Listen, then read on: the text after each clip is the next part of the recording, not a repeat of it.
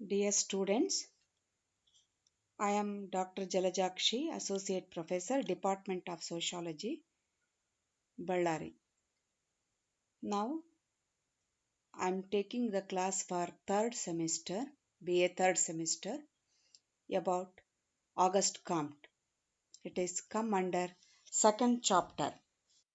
So, in last class, we discussed about theological stage, contributions of Auguste Comte. In that, we studied theological stage. Now, metaphysical stage, ಅತಿ ಭೌತಿಕ ಹಂತ.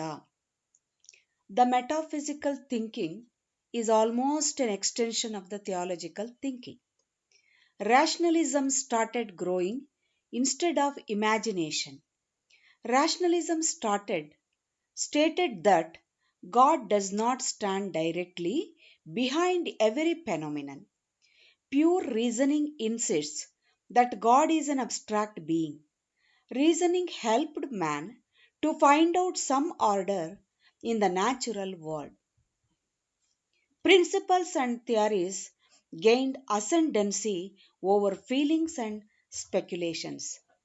That means when in the theological stage man think about the imagination, but now in this stage, so it is the extension of theological thinking. Here he start thinking in a scientific way. So instead of imagination, he started to think in a scientific way or a rational way. So what this says, rationalism stated that God does not stand directly behind every phenomena. There is no God. That means God does not stand directly. So there is a God, but he stands indirectly in every phenomenon. So here the pure reasoning insists. The pure reasoning become the existence of the things, whatever happen in the world. So God is an abstract being. We can't see that. So here reasoning helped man to find out some order in the natural world. There is a order. There is a law. So for everything, for every activity, there is some order. We have to follow that because we can't see the God. So in this natural world, principles and theories gained ascendancy over feelings and speculations. Theological stage is dominated by feelings and speculations, but in this stage, principles and theories gained ascendancy over feelings and speculations.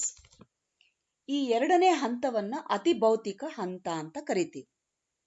ಈ ಹಂತದಲ್ಲಿ ಹಿಂದೆ ಇದ್ದಂತಹ ವಿಚಾರ, ಕಲ್ಪನಾ ಶಕ್ತಿ, ಅಮೂರ್ತ ಭಾವನೆಗಳು ಕಾಲ ಕಳೆದ ಹಾಗೆ ಕ್ಷೀಣಿಸ್ತಾ ಹೋಗ್ತವೆ. ಅದರ ಪ್ರಾಬಲ್ಯವನ್ನ ಅದು ಕಳ್ಕೊಳ್ಳುತ್ತೆ. ಅಂದ್ರೆ ಬರೀ ಕಲ್ಪನೆಯನ್ನ ಏನ್ ಮಾಡ್ತಾ ಇದ್ರು, ದೆವ್ವ, ಭೂತ, ದೇವರು ಇತ್ಯಾದಿ ಬರೀ ಕಲ್ಪನೆಗಳೇ. ಎಲ್ಲ ವಸ್ತುಗಳಲ್ಲೂ ದೇವತೆಗಳಿವೆ ಅನ್ನುವಂತಹ ಈ ಕಲ್ಪನೆ ಕಾಲ ಕಳೆದ ಹಾಗೆ ಕ್ಷೀಣಿಸಲಾರಂಭಿಸ್ತು. ಅದರ ಪ್ರಾಬಲ್ಯ ಕಳ್ಕೊಳ್ತಾ ಹೋಯ್ತು. ಅಮೂರ್ತ ಭಾವನೆಗಳು ಪ್ರಾಬಲ್ಯ ಕಳೆದುಕೊಂಡ ಹಾಗೆ ತತ್ವಜ್ಞಾನ ಮತ್ತು ನ್ಯಾಯ ಪ್ರಧಾನ ಸ್ಥಾನವನ್ನ ಅಲಂಕರಿಸತೊಡಗ್ತವೆ. ಅಂದ್ರೆ ತಾತ್ವಿಕತೆ ಇಲ್ಲಿ ಬಲವಾಗ್ತಾ ಹೋಯ್ತು. ತಾತ್ವಿಕತೆ ಅಂದ್ರೆ ಒಂದು ತತ್ವ. ಅಂದ್ರೆ ಇದೆಲ್ಲದರ ಹಿಂದೆ ಒಂದು ತತ್ವ ಅಡಗಿದೆ. ಅಂದ್ರೆ ತಾತ್ವಿಕ ನೆಲೆಯಿಂದ ಪ್ರತಿಯೊಂದು ವ್ಯವಸ್ಥೆಗೂ ಹಲವಾರು ತತ್ವಗಳನ್ನ ನಿರೂಪಿಸತೊಡಗಿದರು.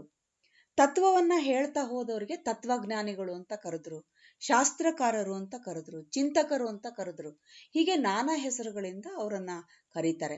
ಯಾಕಂದ್ರೆ ಅವರು ತತ್ವಗಳನ್ನ ಹೇಳ್ತಾ ಹೋಗ್ತಾರೆ. ಹೀಗಾಗಿ ಇಡೀ ಜಗತ್ತಿನಾದ್ಯಂತ ಅನೇಕ ತತ್ವಜ್ಞಾನಿಗಳು ಹುಟ್ಕೊಳ್ತಾರೆ. ಅವರೆಲ್ಲರೂ ಕೂಡ ಶಕ್ತಿಯ ವರ್ಣನೆ ಮಾಡ್ತಾರೆ. ಅದನ್ನ ಅನುಸರಿಸ್ತಕ್ಕಂಥ ನಿಯಮ, ಆಚರಣೆ, ಕ್ರಿಯಾವಿಧಿ, ಸತ್ಯಕರ್ಮ, ನಿಯಮ, ಧರ್ಮ ಈ ಎಲ್ಲ ವಿಷಯಗಳನ್ನ ಬಣ್ಣಿಸ್ತಾರೆ. ಈಗ ಯಾವುದೋ ಒಂದು ನಾವು ದೇವತೆಯನ್ನ ನೋಡಿದ್ರೆ ಅದರ ವರ್ಣನೆ ಮಾಡ್ತೀವಿ. ಉದಾಹರಣೆಗೆ ಲಕ್ಷ್ಮಿ ಇರ್ಬೋದು, ದುರ್ಗಮ್ಮ ಇರ್ಬೋದು, ಮತ್ತೊಂದು ಯಾವುದೇ ಇರ್ಬೋದು. ಸೊ ಅದಕ್ಕೆ ಅದನ್ನ ವರ್ಣನೆ ಮಾಡ್ತೀವಿ.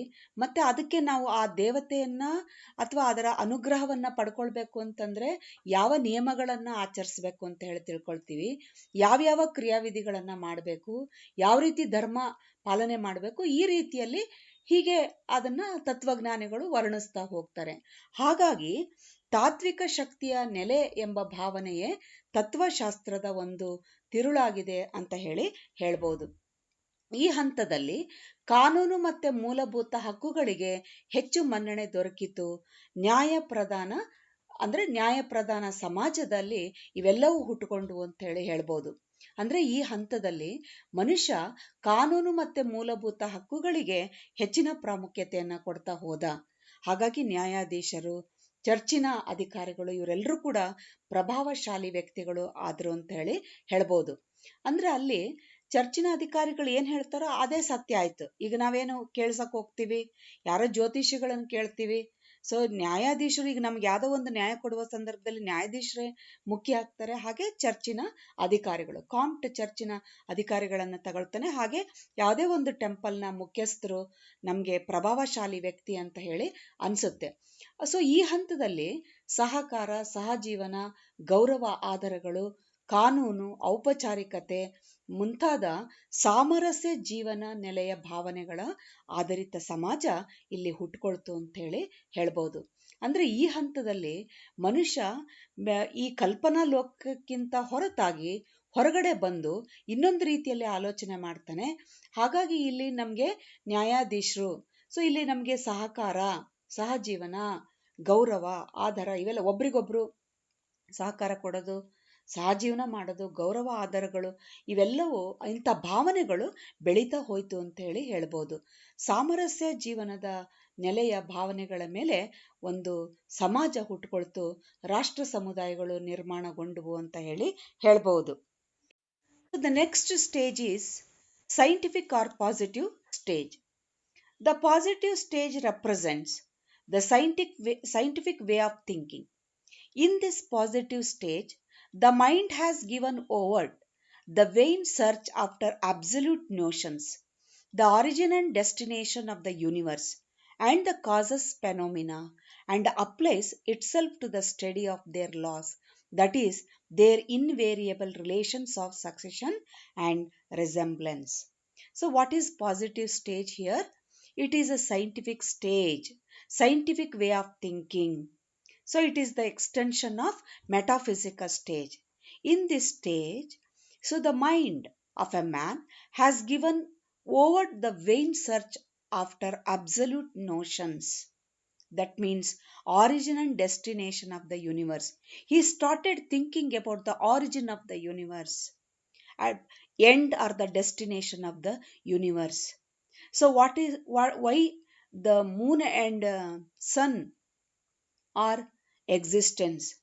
Why the day and night will be happen? So he started thinking about the causes of the phenomena and applies itself to the study of their laws. Why day and night takes place? Why sun and moon comes? Why nature is like this? So in this way he start thinking. See, ಈ ಹಂತದಲ್ಲಿ ಮಾನವನು ನಿಸರ್ಗ ನಿಯಮ ಅಂತ ಕರಿತೀವಿ. ನಿಸರ್ಗ ನಿಯಮ ಗಹನವಾದ ವಿಷಯಗಳ ಬಗ್ಗೆ ಯೋಚಿಸ್ತಾ ಇದ್ದವನು ಅವುಗಳನ್ನೆಲ್ಲ ಕೈಬಿಟ್ಟು ತರ್ಕ ಹಾಗೂ ಪ್ರತ್ಯಕ್ಷ ಅನುಭವಗಳಿಗೆ ಬರ್ತಕ್ಕಂತಹ ವಿಚಾರಗಳನ್ನ ಅರ್ಥೈಸ್ಕೊಳ್ಳಿಕ್ಕೆ ಶುರು ಮಾಡ್ದ. ಹಿಂದೆ ಇದ್ದಂತಹ ದೈವಿ ಶಕ್ತಿ ಹಾಗೂ ಅಸುರಿ ಶಕ್ತಿ ಪರಿಕಲ್ಪನೆಗಳು ಹಿಂದೆ ಸರಿತಾ ಹೋಗ್ತವೆ. ಮಾನವ ಸತ್ಯ ಸಂಗತಿಗಳನ್ನ ಗ್ರಹಿಸಲಾರಂಭಿಸ್ತಾನೆ. ಸಂಗತಿಗಳು, ಘಟನೆಗಳು, ಕಾರ್ಯಕಾರಣ ಸಂಬಂಧಗಳು ಅದನ್ನ ತಿಳಿಯೋದಕ್ಕೆ ಆರಂಭ ಮಾಡ್ತಾನೆ. ಪ್ರತ್ಯಕ್ಷವಾಗಿ ಕಂಡ್ರೂ ಅದನ್ನ ಪ್ರಮಾಣಿಸಿ ನೋಡುವ ಆಶಾಭಾವನೆಯನ್ನ ಅವನು ಬೆಳೆಸ್ಕೊಳ್ತಾನೆ. ಘಟನೆಗಳನ್ನ ಪರಿಶೀಲಿಸ್ಲಿಕ್ಕೆ ವೈಜ್ಞಾನಿಕ ವಿಧಾನಗಳನ್ನ ಅವನು ಬಳಸ್ಕೊಳ್ತಾ ಹೋಗ್ತಾನೆ ಅಂತ ಹೇಳ್ಬೋದು. ಸೊ ಅಂದರೆ ಅವನಿಗೇನು ಕಣ್ಣಿಗೆ ಕಾಣುತ್ತೆ ಅದೇ ಸತ್ಯ ಅಲ್ಲ, ಅದು ನಿಜನೋ ಹೌದೋ ಅಲ್ಲೋ ಅಂತೇಳಿ ಅದನ್ನು ಅವನು ಟೆಸ್ಟ್ ಮಾಡ್ಲಿಕ್ಕೆ ಶುರು ಮಾಡ್ತಾನೆ, ಪ್ರಯೋಗ ಮಾಡ್ಲಿಕ್ಕೆ ಶುರು ಮಾಡ್ತಾನೆ. ಯಾಕಂದ್ರೆ ಈ ಒಂದು ಜಗತ್ತಿಗೆ ಏನು ಕಾರಣ, ಜಗತ್ತಿನ ಹುಟ್ಟೇನು, ಅದರ ಕೊನೆ ಏನು ಅನ್ನೋದನ್ನ ಅವನು ಆಲೋಚನೆ ಮಾಡ್ಲಿಕ್ಕೆ ಶುರು ಮಾಡ್ತಾನೆ. ಈ ಜಗತ್ತಿನಲ್ಲಿ ಯಾವುದೋ ಒಂದು ನಿಯಮ ಇದೆ, ಆ ನಿಯಮನೇ ಪ್ರತಿಯೊಂದಕ್ಕೂ ಕಾರಣವಾಗಿದೆ, ಅದೇನು ಅನ್ನೋದನ್ನ ಅವನು ಹುಡುಕ್ತಾ ಹೋಗ್ತಾನೆ. ಅದಕ್ಕೆ ಅವನು ವೈಜ್ಞಾನಿಕವಾಗಿ ಆಲೋಚನೆ ಮಾಡೋದನ್ನ ಈ ಹಂತದಲ್ಲಿ ಅವನು ಕಲಿತಾನೆ ಅಂತ ಹೇಳಬಹುದು. So Comte developed his concept of positivism, which is purely intellectual way of looking at the world. He stressed the need of observation and classification of phenomena. So positivism actually glorified observation and classification of data. The positive thinking suits the needs of the industrial society. He compared this type of thinking for the industrial society, modern society. So he developed his concept of scientific stage or the positivism, which is purely intellectual way of looking at the world. So looking at the things, he stressed or his thinking based on the observation and the classification of phenomena. So his thinking is based on observation and classification. There are certain methods, scientific methods to achieve the thing, for the or to construct the theory. The first is observation, then collection of things, classification, re-examination, and generalization. All these are the stages of the science. So he applied in this stage, we can say that. ನೋಡಿ, ಮಾನವ ಪ್ರತಿಯೊಂದು ಘಟನೆಯನ್ನ ಸೂಕ್ಷ್ಮವಾಗಿ ಅವಲೋಕಿಸಿ, ಅದನ್ನು ಸಂಗ್ರಹಿಸಿ, ವರ್ಗೀಕರಿಸಿ, ಪುನರ್ ಪರಿಶೀಲಿಸಿ ಸಾಮಾನ್ಯ ನಿರ್ಣಯಕ್ಕೆ ಬರಲಿಕ್ಕೆ ಪ್ರಯತ್ನವನ್ನ ಮಾಡ್ತಾನೆ. ಅವನ ಈ ಹಂತದಲ್ಲಿ ಮುಖ್ಯವಾಗಿ ವೀಕ್ಷಣೆ ಮತ್ತು ವರ್ಗೀಕರಣ, ಅಂದ್ರೆ ಇಲ್ಲಿ ವಿಷಯಗಳ ವೀಕ್ಷಣೆ ಮತ್ತು ವರ್ಗೀಕರಣವನ್ನು ನಾವಿಲ್ಲಿ ನೋಡಬಹುದಾಗಿದೆ. ಈ ಚಿಂತನೆ ಕೈಗಾರಿಕಾ ಸಮಾಜಕ್ಕೆ ಅಥವಾ ಆಧುನಿಕ ಸಮಾಜಕ್ಕೆ ನಾವು ಹೋಲಿಸಬಹುದು. ಇದು ಪೂರ್ತಿ ಮಾನವನ ಬೌದ್ಧಿಕ ಒಂದು ಚಿಂತನೆಗೆ ಸಂಬಂಧಪಟ್ಟಿದೆ ಅಂತ ನಾವಿಲ್ಲಿ ಹೇಳಬಹುದಾಗಿದೆ. ಯಾಕಂದ್ರೆ ಇಲ್ಲಿ ಊಹಾಪೋಹಗಳಿಗೆ, ನಂಬಿಕೆ ಅಥವಾ ಮೂಢಕಲ್ಪನೆಗೆ ಆಸ್ಪದ ಇರೋದಿಲ್ಲ. ಇಲ್ಲಿ 15ನೇ ಶತಮಾನದಲ್ಲಿ ಅವನು ಯುರೋಪಿನ ಪ್ರಗತಿಯನ್ನ ಗಮನಿಸ್ತಾನೆ. ಆಗ ಅವನಿಗನ್ಸುತ್ತೆ ಕೈಗಾರಿಕಾ ಕ್ರಾಂತಿಯ ವಿಜ್ಞಾನ ಮತ್ತು ತಂತ್ರಜ್ಞಾನದಲ್ಲಿ ಮುನ್ನಡೆ ಸಾಗ್ತಾ ಇದೆ. ಅಂದ್ರೆ ಈ ಕೈಗಾರಿಕಾ ಅಂದ್ರೆ ಇಲ್ಲಿ ಕೈಗಾರಿಕೀಕರಣ ಅಥವಾ ನಗರೀಕರಣ ಇವೆಲ್ಲವನ್ನ ನಾವು ನೋಡಿದಾಗ ಬರ್ತಾ ಬರ್ತಾ ಮುಂಚಿನ ಹಂತ ಹೆಂಗಿತ್ತು, ಮಧ್ಯ ಭಾಗದಲ್ಲಿ ಹೆಂಗಾಯ್ತು ಮತ್ತು ಆಧುನಿಕ ಹಂತದಲ್ಲಿ ಹೇಗಿದೆ ಅನ್ನೋದನ್ನು ನಾವು ಅರ್ಥ ಮಾಡ್ಕೊಳ್ಬಹುದು. ಅವನು ಅದಕ್ಕೆ ಈ ಹಂತಗಳನ್ನ ಬಳಸ್ತಾನೆ. ಮೊಟ್ಟ ಮೊದಲನೇದಾಗಿ ನೀವು ಯಾವುದೇ ಒಂದು ಆಲೋಚನೆ ಮಾಡಿದಾಗ ಒಂದೇ ಸರಿ ನಂಬಕ್ಕಾಗಲ್ಲ. ಸಣ್ಣವ್ರು ಇದ್ದಾಗ ಪೂರ್ತಿಯಾಗಿ ನಂಬಿಡ್ತೀರಾ. ಒಂದು ಯೌವನದಲ್ಲಿ ಅದು ಹೌದೋ ಅಲ್ವೋ ಅಂತ ಯೋಚನೆ ಮಾಡ್ತೀರಾ. ವೈಜ್ಞಾನಿಕ ಆಲೋಚನೆ ಅಂದ್ರೇನು, ಅದು ನಿಜನೋ ಹೌದೋ ಅಲ್ಲ ಅಂತ ಅದನ್ನ ಟೆಸ್ಟ್ ಮಾಡಿ ಒಪ್ತೀರಾ. ಈಗ ಉದಾಹರಣೆಗೆ ನಿಮ್ಮ ಫ್ರೆಂಡ್ ನನಗೆ ಫಸ್ಟ್ ರ್ಯಾಂಕ್ ಬಂದಿದೆ ಅಂದ ತಕ್ಷಣ ನೀವು ನಂಬ್ತೀರಾ? ಅಥವಾ 99% ಬಂದಿದೆ ಅಂದ್ರೆ ನಂಬ್ತೀರಾ? ನೀವೇನ್ ಮಾಡ್ತೀರಾ?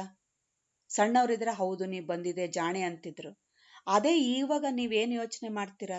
ಹಂಗಿದ್ರೆ ನಿನ್ ಮಾರ್ಕ್ಸ್ ಕಾರ್ಡ್ ತೋರಿಸು ಅಂತ ಹೇಳ್ತೀರಾ. ಅಂದ್ರೆ ಆ ತರದ ಒಂದು ಚಿಂತನೆ ಬರ್ತಾ ಬರ್ತಾ ನಮ್ಮ ಚಿಂತನೆಗಳಲ್ಲಿ ಬದಲಾವಣೆ ಆಗತ್ತೆ.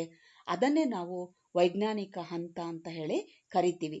ಅಂದ್ರೆ ಇಲ್ಲಿ ಪ್ರಪಂಚದಲ್ಲಿ ಏನೇನ್ ನಡೆಯುತ್ತೆ ಆ ವಿದ್ಯಮಾನಗಳ ಕುರಿತು ಹಿಂದಿನ ಇದ್ರೊಳಗೆ ಬರೀ ಕಲ್ಪನೆ ಅಥವಾ ದೈವಿಕ ವಿಶ್ಲೇಷಣೆ ಮಾಡೋದ್ರ ಬದಲಾಗಿ ಪ್ರತ್ಯಕ್ಷವಾಗಿ ಘಟನೆಗಳನ್ನು ಸೂಕ್ಷ್ಮವಾಗಿ ಅವಲೋಕಿಸಿ ವೈಜ್ಞಾನಿಕ ವಿಧಾನಗಳಿಂದ ಫಲಿತಾಂಶ ಹಾಗೂ ಪರಿಣಾಮಗಳನ್ನು ಕಂಡುಕೊಳ್ಳುವುದಾಗಿದೆ.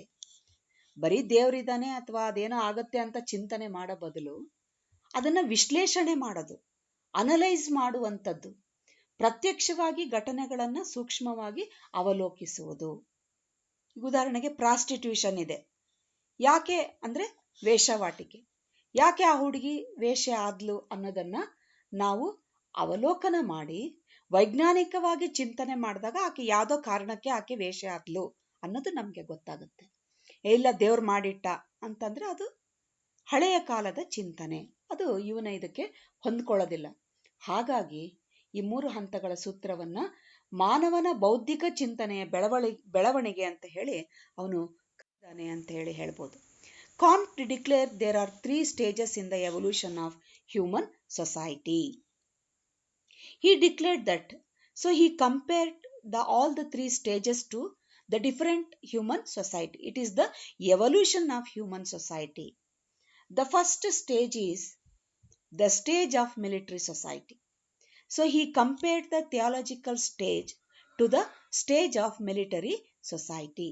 Here the God would be there as the head of the hierarchy, as king of kings and a mighty warrior.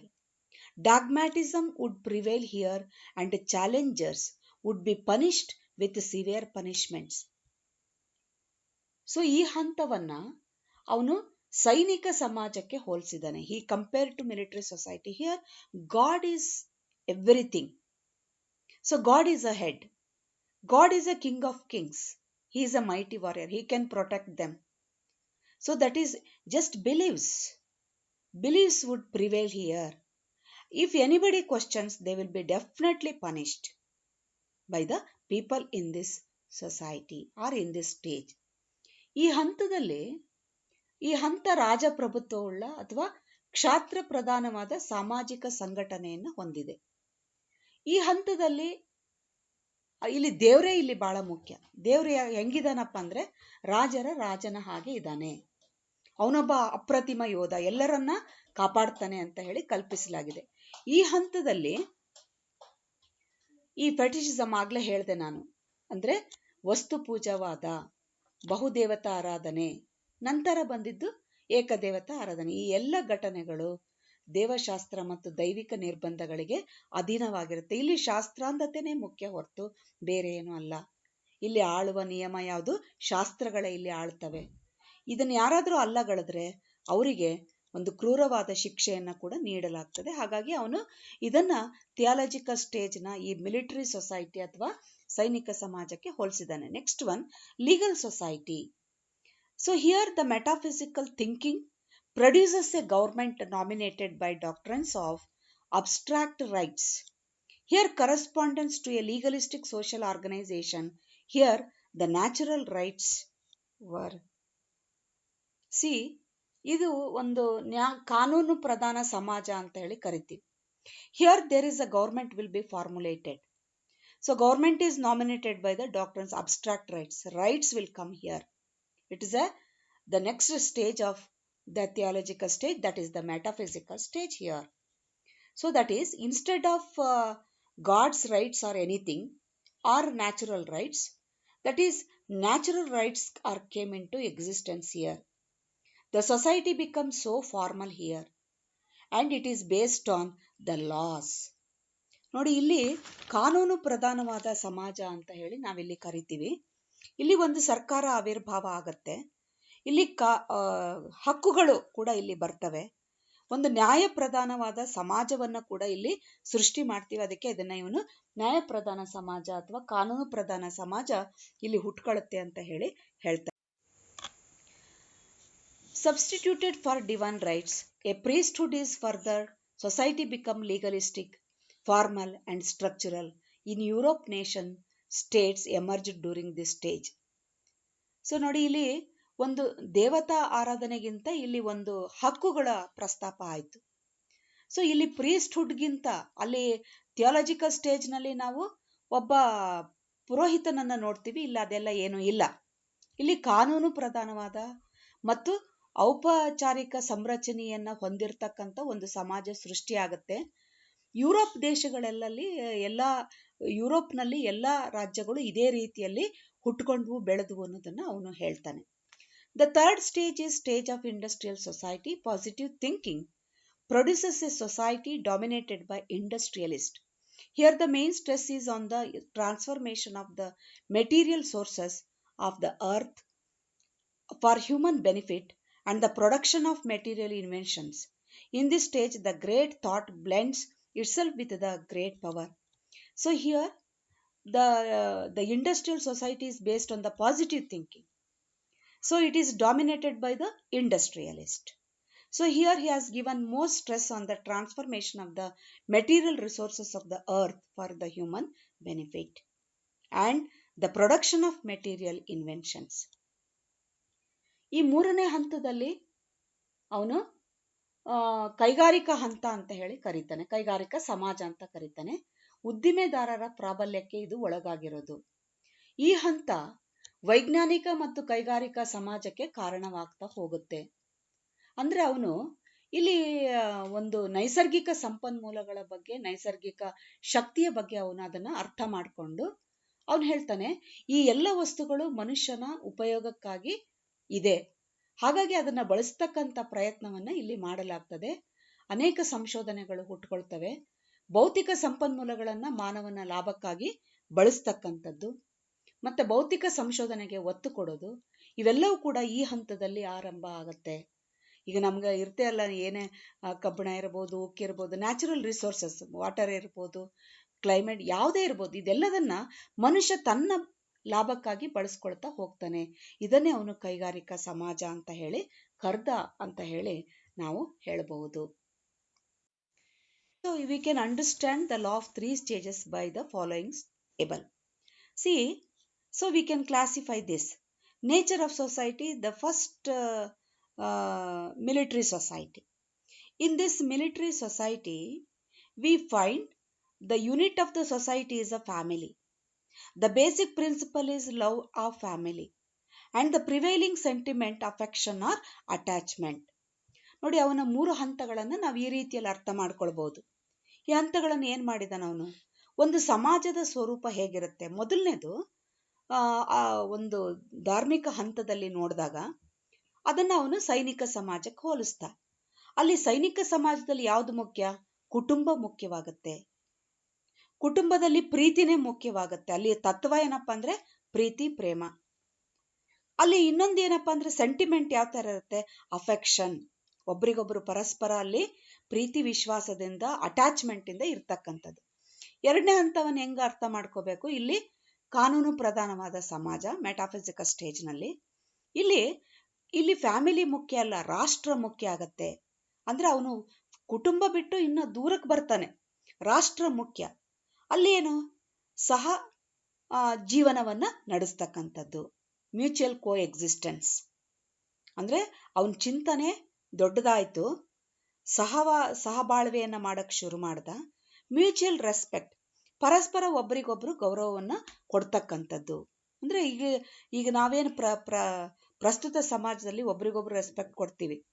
So ಆ ಥರದೇ ಒಂದು ವಿಶಾಲವಾದ ಚಿಂತನೆನ ಮಾಡ್ದ.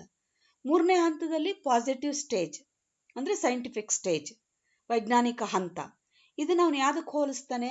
ಕೈಗಾರಿಕಾ ಸಮಾಜಕ್ಕೆ, ಆಧುನಿಕ ಸಮಾಜಕ್ಕೆ ಹೋಲಿಸ್ತಾನೆ. ಇಲ್ಲೇನು? ಎಂಟೈರ್ ಹ್ಯುಮ್ಯಾನಿಟಿ ಅಂದ್ರೆ ಇಡೀ ಮಾನವೀಯತೆ, ಇಡೀ ವಿಶ್ವಕ್ಕೆ ಸಂಬಂಧಪಟ್ಟಂಥದ್ದು. ಯಾವುದೋ ಒಂದು ದೇಶಕ್ಕಲ್ಲ, ಇಡೀ ವಿಶ್ವಕ್ಕೆ ಸಂಬಂಧಪಟ್ಟಿರ್ತಕ್ಕಂಥದ್ದು. ಯೂನಿವರ್ಸ್ಯಾಲಿಟಿ, ಸಾರ್ವತ್ರಿಕವಾದದ್ದು. ಮೊದಲನೇ ಹಂತದಲ್ಲಿ ಬರೀ ಪ್ರೀತಿ, ಕುಟುಂಬದ ಪ್ರೀತಿ. ಆಮೇಲೆ ಎರಡನೇ ಹಂತದಲ್ಲಿ ಪರಸ್ಪರ ಸಹಜೀವನ ಮಾಡ್ತಕ್ಕಂಥದ್ದು. ಮೂರನೇ ಹಂತದಲ್ಲಿ ಸಾರ್ವತ್ರಿಕತೆ, ಎಲ್ಲ ಪ್ರಪಂಚದಲ್ಲಿ ಎಲ್ಲರೂ ಒಟ್ಟಾಗಿ ಜೀವಿಸ್ತಕ್ಕಂಥದ್ದು. ಅದು ಸೈಂಟಿಫಿಕ್ ಸ್ಟೇಜ್ ನಲ್ಲಿ ಬರ್ತಕ್ಕಂಥದ್ದು. ಕೊನೆಯಲ್ಲಿ ಯಾವ ತರ ಸೆಂಟಿಮೆಂಟ್ ಇರುತ್ತಪ್ಪ ಅಂತಂದ್ರೆ ಕೈಂಡ್ನೆಸ್, ದಯೆ, ಅನುಕಂಪ. ಸೊ ಯಾಕಂದ್ರೆ ಅವರು ನಮ್ಮ ದೇಶದವ್ರೆ, ಇವರು ನಮ್ಮ ದೇಶದವ್ರೆ, ಇಡೀ ಪ್ರಪಂಚದಲ್ಲಿರೋರೆಲ್ಲ ನಮ್ಮವ್ರೆ ಅಂತ ತಿಳ್ಕೊಳ್ಳುವಂತಹ ಒಂದು ಭಾವ. ಸೊ ಈ ರೀತಿಯಲ್ಲಿ ಅವನು 3 ಹಂತಗಳ ಸೂತ್ರವನ್ನ ನಮ್ಗೆ ತಿಳಿಸ್ಕೊಡ್ತಾನೆ. ಒಂದು ಸಮಾಜ ಯಾವ ರೀತಿಯಲ್ಲಿ 3 ಹಂತಗಳನ್ನ ದಾಟುತ್ತೆ, ಅದೇ ರೀತಿಯಲ್ಲಿ ಮಾನವನ ಚಿಂತನೆ ಕೂಡ ಬೌದ್ಧಿಕವಾಗಿ ಹೇಗೆ 3 ಹಂತಗಳನ್ನ ದಾಟುತ್ತೆ ಅನ್ನೋದನ್ನ ನಾವಿದರ ಮೂಲಕ ತಿಳ್ಕೊಳ್ಬಹುದಾಗಿದೆ. Thank you.